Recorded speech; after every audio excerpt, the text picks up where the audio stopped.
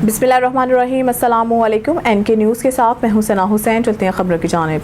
Yahya Afridi chief justice के लिए हुकूमत की पहली पसंद, इनकार की सूरत में क्या ऑप्शन होगा। वजीर आजम शहबाज शरीफ ने कहा है कि नए चीफ जस्टिस का फैसला खसूसी पार्लिमानी कमेटी करेगी। वजीर आजम का कहना था कि वो सदर आसिफ अली जरदारी और army chief general Asim Munir मुल्क सियासी और मुआशी इस्तेहकाम के मामला पर एक पेज पर हैं। इन्होंने मजीद कहा कि आईनी तरमीम सियासी इस्तेहकाम को यकीनी बनाएंगी और ये मुल्क के मुआशी इस्तेहकाम के लिए ज़रूरी है। वाज़ेह रहे कि चीफ जस्टिस की तकर्री के लिए खसूसी पार्लिमानी कमेटी तश्कील दे दी गई है। कौमी असम्बली सेक्रेटरीट ने खसूसी पार्लिमानी कमेटी की तश्कील का नोटिफिकेशन भी जारी कर दिया। 26वीं आईनी तरमीम के नफाज के बाद चीफ जस्टिस पाकिस्तान काजी फाइज ईसा आज रात 12 बजे तक 3 सीनियर जजेस के नाम देने के पाबंद हैं, जिनमें से नए चीफ जस्टिस का इंतखाब किया जाएगा।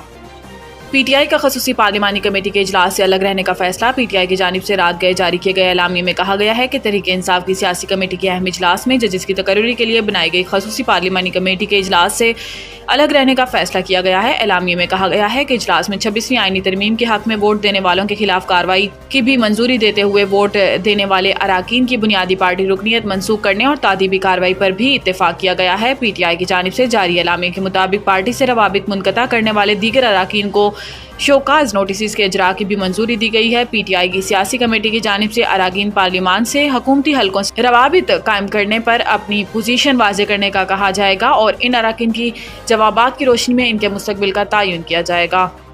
वज़ीर आज़म की गज़ा लेबनान के लिए इमदादी सामान के लिए 2 जहाज़ फौरी भेजने की हदायत। वज़ीर आज़म की ज़ेर सदारत गज़ा, फ़लस्तीन और लेबनान में पाकिस्तान की जानिब से भेजी जाने वाली इमदाद के हवाले से जायज़ा इजलास हुआ। इजलास में वज़ीर आज़म ने हदायत की कि हवाई रास्ते के अलावा ज़मीनी रास्ते से भी ट्रकों के ज़रिए इमदादी सामान रवाना किया जाए और इस बात को यकीनी बनाया जाए कि इमदाद मुस्तकीन तक पहुँचे। इमदादी सामान की तरसील के हवाले से वज़ीर आज़म ने फ़लस्तीन, लेबनान, उर्दन और मिस्र में तैनात पाकिस्तानी सुफरा से रवाबित मज़ीद बेहतर बनाने की हदायत की। वज़ीर आज़म ने अपील की है कि पाकिस्तानी अवाम बिलखसूस साहिब सरबत अफराद बढ़ चढ़ कर वज़ीर आज़म रिलीफ फंड बराए गज़ा और लेबनान में एहतियात जमा कराएं। इजलास को लेबनान और गज़ा में पाकिस्तान की जानिब से इमदादी कार्रवाइयों पर ब्रीफिंग दी गई, जिसमें बताया गया है कि पाकिस्तान की जानिब से गज़ा और लेबनान में इसराइली जाहिरियत से मुतासरा बहन भाइयों के लिए सर्दी से बचाने वाले टेंट्स, कपड़े, कंबल, अद्वियात, अशिया खुर्दनोश भिजवाए जा रहे हैं। तोशाखाना केस, FIA की बुशरा बीबी की दरख्वास्त जमानत की मुखालफत। हाई कोर्ट में बुशरा बीबी की तोशाखाना केस में जमानत की दरख्वास्त पर समाअत हुई। FIA प्रोसिक्यूटर ने बुशरा बीबी की दरख्वास्त जमानत की मुखालफत की। जस्टिस हसन औरंगजेब ने इस्तफसार किया कि क्या ये एग्जीक्यूटिव का फैसला था कि 50% रकम देकर तहाइफ ले जाएं कि इस प्रोसीजर पर अमल दरामद नहीं हुआ। बुशरा बीबी के वकील बैरिस्टर सलमान सफदर ने दलाइल दिए कि FIA ने 18 सितंबर को मुकदमा दर्ज किया और 2 दिन में चालान जमा करवा दिया।